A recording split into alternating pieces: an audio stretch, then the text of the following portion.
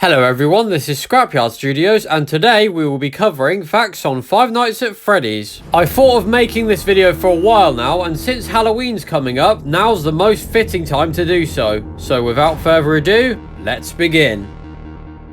Fact 1. When coming up with 4 main characters for the first game in 2014, creator Scott CAWTHON recalls he had the most difficulty coming up with the 4th. Ideas for the design consisted of a fox, beaver and wolf. The former ended up winning, however the latter would eventually see the light of day in the form of Roxanne Wolf 7 years later in Security Breach.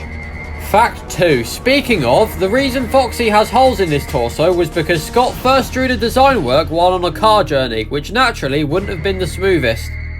Fact 3. Bonnie was the only character created by Scott that he generally felt unsettled by, and this definitely shows. From the way he looks at the cameras in the first game, to his behaviour in trailers, and even for his own 2 children, Ian and Braden, being their first jump scare when beta testing.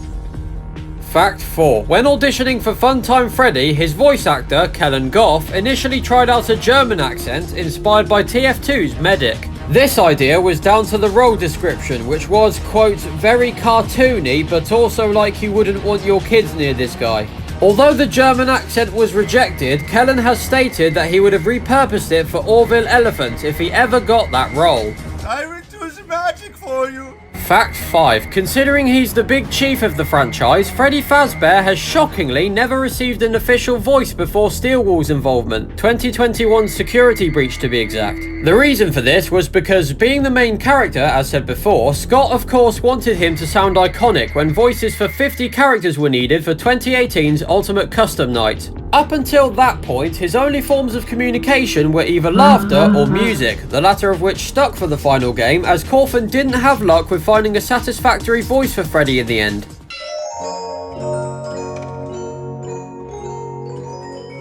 That being said, voice lines that were recorded did actually end up in the final game, being repurposed but heavily distorted for Fredbear.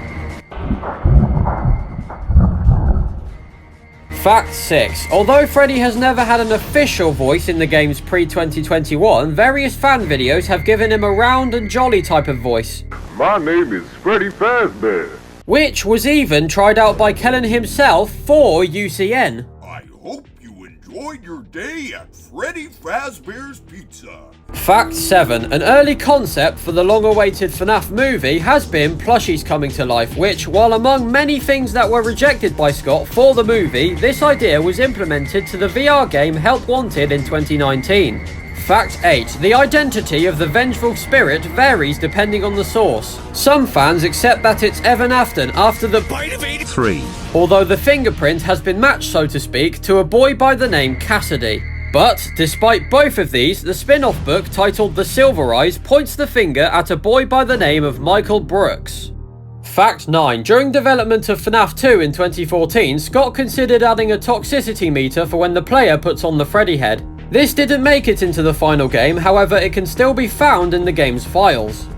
Fact 10. In the launch trailer of the AR game's special delivery, the King of Five Nights at Freddy's, Markiplier himself makes a surprise appearance as an official of Fazbear Entertainment.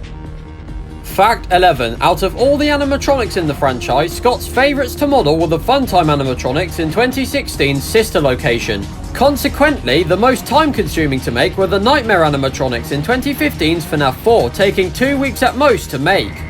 And fact 12. Now, although everything in FNAF, including deaths, is fictional, there's a page listing the death of a quote-unquote real Evan Afton on a website called WeRemember.com.